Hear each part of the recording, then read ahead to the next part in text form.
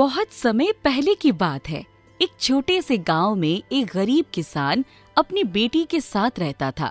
किसान बहुत दयालु और ईमानदार था, परंतु उसकी गरीबी उसके जीवन की सबसे बड़ी समस्या थी। उसकी बेटी बहुत सुंदर और बुद्धिमान थी, जिसका नाम था सोनल, और उसकी बुद्धिमत्ता भी उसकी सुंदरता से कम नहीं थी। लेकिन एक दिन किसान ने अपनी निर्धनता से थककर गांव के राजा से मदद मांगने की सोची। किसान दरबार में पहुंचा और उसने राजा से कहा, महाराज, मेरी बेटी बहुत अद्भुत है, वो तो सोने को भी काट सकती है। राजा को ये सुनकर बहुत अचरज हुआ। उसने सोचा, अगर ये सच है तो मुझे इसे देखना चाहिए। इससे मेरे राज्य को बहुत लाभ होगा। राजा ने किसान की बात पर विश्वास किया और उसकी बेटी को महल में बुलाया। किसान की बेटी सोनल ने पहले तो इस बात पर अचरज किया, क्योंकि उसने कभी ऐसा दावा नहीं किया था। लेकिन अब वो राजा के सामने थी और राजा ने उसे एक बड़ी सी कक्ष में बंद कर दिया, जहाँ ढेर सारा भूसा रखा हुआ था। उसे नहीं पता था कि भूसे को सोने में कैसे बदला जाए। वो कक्ष के अंदर अकेली थी और रोने लगी। उसे लगने लगा कि अब उसका अंत निकट है। अचानक कक्ष के एक कोने से एक छोटा सा अजीब दिखने वाला आदमी प्रकट हुआ। उसका चेहरा विचित्र था और वो मुस्कुरा रहा था, मानो उसे सब कुछ पता हो। उसने कहा, तुम क्यों रो रही हो सुंदर लड़की? सोनल ने अपने आंसू पोंछते हुए कहा, मैं इस भूसे को सोने में नहीं बदल सकती। अगर मैंने ऐसा नहीं किया तो राजा मुझे मार डालेगा। रहस्यमय आदमी मुस्कुराया और बोला, मैं इसे सोने में बदल सकता हूँ, मगर इसके बदले में तुम्हें मुझे कुछ देना होगा। सोनल के पास देने के लिए कुछ नहीं था। उसने कहा, मेरे पास देने के लिए कुछ नहीं है, लेकिन अगर तुम मेरी मदद कर सको तो मैं तुम्हें अपनी अंगूठी दे सकती हूँ। रहस्यमय आदमी ने उसकी अंगूठी ले ली और फिर उसने अपनी अजीब जादुई कला से भूसे को सोने में बदल दिया और फिर गायब हो गया। सुबह राजा आया और जब उसने देखा कि सारा भूसा सोने में बदल चुका है तो वो बहुत प्रसन्न हुआ, लेकिन उसकी लालच बढ़ गई। उसने सोनल को फिर से भूसे के ढेर के साथ और एक कमरे में बंद कर दिया और कहा, एक और रात और एक और ढेर सारे सोने में बदलो। अगर तुमने ऐसा किया तो तुम्हें और बड़ा इनाम मिलेगा। सोनल फिर से निराश हो गई। वो जानती थी कि ये कार्य वो अकेली नहीं कर सकती। वो फिर से रोने लगी। जैसे ही सोनल के आंसू गिरने लगे, वही छोटा रहस्यमय आदमी फिर से प्रकट हुआ। उसने कहा, तुम फिर से मुसीबत में हो, है ना? सोनल ने सिर हिलाया और कहा, इस बार मैं तुम्हें क्या दूंगी? मेरे पास अब तो कुछ भी नहीं बचा। रहस्यमय आदमी ने अपनी आंखों में चमक लाते हुए कहा, तुम्हारी गले की हार मुझे दे दो। सोनल के पास कोई और विकल्प नहीं था, इसलिए उसने अपनी हार दे दी। रहस्यमय आदमी ने फिर से भूसे को सोने में बदल दिया और सुबह तक सब कुछ चमकने लगा।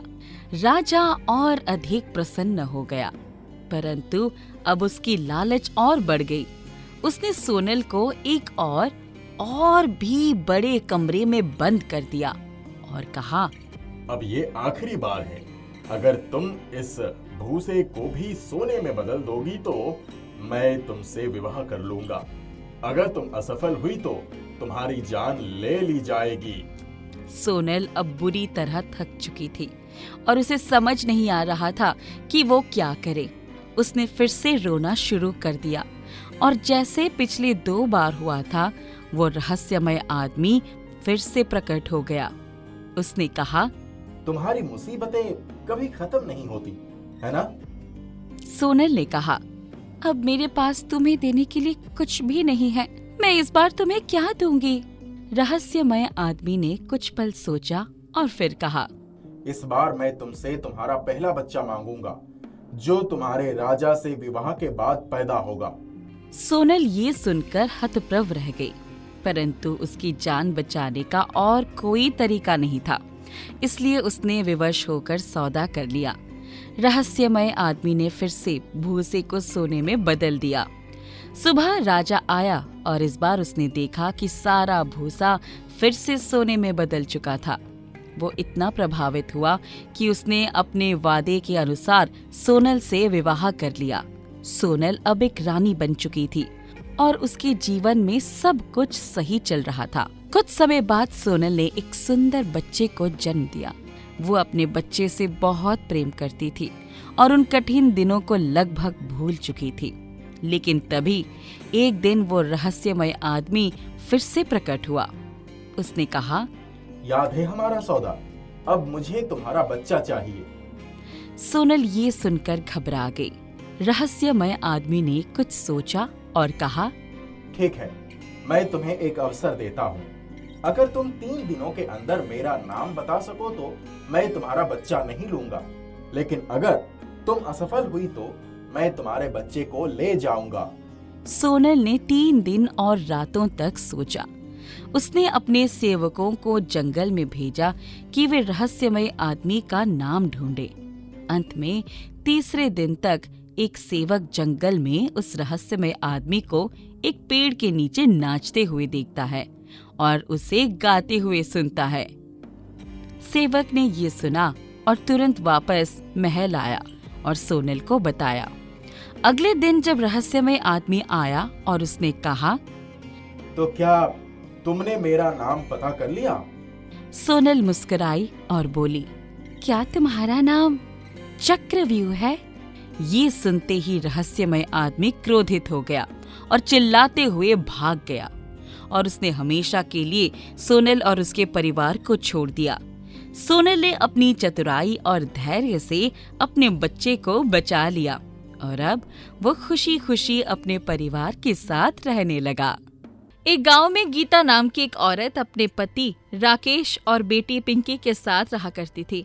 उसका पति कुछ महीने पहले शहर काम करने गया था। अब वो उससे ढंग से बात नहीं करता था। हेलो, मैं आपको कब से फोन कर रही थी, आप उठा क्यों नहीं रहे थे? मैं यहाँ काम करने आया हूँ, मौज मस्ती करने नहीं के बस तुमसे फोन पर बात करता रहूं। मुझे बार बार फोन मत किया करो। पर मैं आपकी पत्नी हूँ। हाँ तो पत्नी है तो पत्नी बनकर रहे, माँ बनने की कोशिश मत कर। अब रख फोन। राकेश ये बोलकर फोन काट देता है और गीता को रोना आ जाता है। 1 महीना और गुजरता है और उसके बाद राकेश गीता से बिल्कुल बात करना छोड़ देता है और यहाँ तक कि वो पैसे भेजना भी बंद कर देता है। हे भगवान, इन्होंने तो हमें बिल्कुल अकेला छोड़ दिया। अब मैं क्या करूँगी? क्या हुआ माँ, आप रो क्यों रही हो? बेटा, तेरे पिता ने हम लोगों को छोड़ दिया। अब वो ना फोन उठाते हैं और ना हमें पैसे भेजते हैं। पता नहीं घर कैसे चलेगा। बात अगर पैसे की है तो पैसे तो आप भी कमा सकती हो। आप इतने अच्छे पापड़ बनाती हो तो क्यों ना आप वही पापड़ बनाकर बेचो। अरे हाँ, ये तो बहुत अच्छा आइडिया है। गीता अपने घर के बाहर ही पापड़ बेचना शुरू कर देती है। वो गरीबों में अपने पापड़ मुफ्त में बांटती है। उसके पापड़ सबको इतने पसंद आते हैं कि लोग बाकी चीजें छोड़कर उसके पापड़ ही खाने लगते हैं, जिससे आसपास के ठेले वाले उससे जलने लगते हैं। ये गीता ने जब से पापड़ बनाना शुरू किया है तब से मेरा तो धंधा ही मंदा हो गया है। गीता बड़े बड़े पापड़ बनाया करती थी, जिसको लोग हाथ पंखे की तरह भी इस्तेमाल कर लिया करते थे। गीता बहन के ये पापड़ तो बड़े अच्छे हैं, इनको चाहे खा लो और चाहे पंखे की तरह इस्तेमाल कर लो। खाने की चीजें बेचने वालों के पेट पर तो ये गीता लात मार ही रही थी और अब इसके होने पर मेरे पंखों के धंधे भी खतरे में हैं। कुछ तो करना पड़ेगा। समोसे और पंखे वाला दोस्त थे। वो दोनों मिलकर गीता के पास जाते हैं, उसे धमकाते हैं और उसके सारे पापड़ तोड़ देते हैं।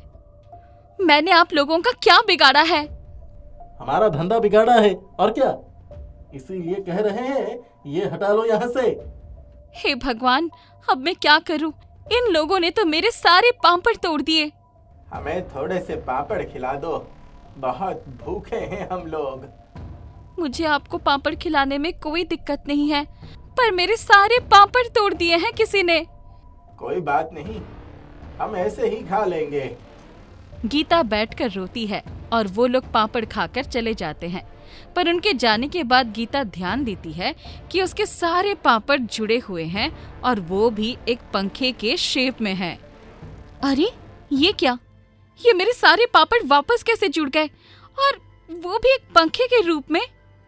अब हम तुम्हारे पहले वाले पापड़ नहीं बल्कि जादुई पापड़ के पंखे हैं। अरे बाप रे, इसमें से तो आवाज आ रही है। क्या हुआ माँ?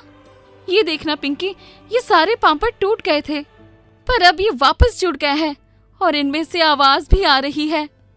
हाँ, क्योंकि अब हम जादुई पापड़ के पंखे हैं। हम तुम्हारी हर मनोकामनाएं पूरी करेंगे। बताओ तुम्हें क्या चाहिए? अरे वाह, ये तो बिल्कुल परी कथा जैसा है। जादुई पापड़ के पंखे, क्या तुम मुझे आइसक्रीम दे सकते हो?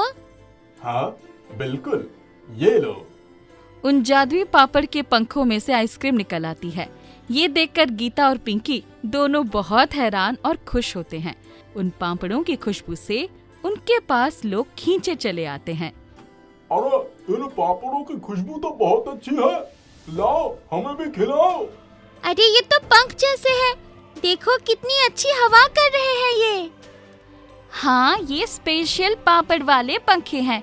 इन्हें आप खा भी सकते हैं और पंखे की तरह भी इस्तेमाल कर सकते हैं। हमने तो इसका सारा सामान तोड़ दिया था, तो ये वापस कैसे जुड़ गए?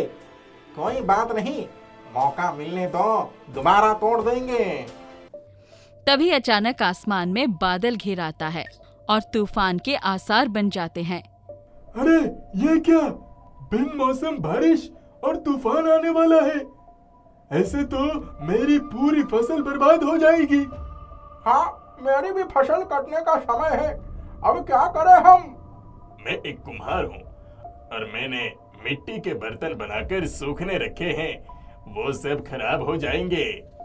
हे भगवान, इस बेमौसम की बारिश से तो बहुत लोगों का नुकसान हो जाएगा। हे जादुई पापड़ के पंखे, क्या तुम इन लोगों की कोई मदद कर सकते हो? हाँ, क्यों नहीं, बताओ क्या करना है?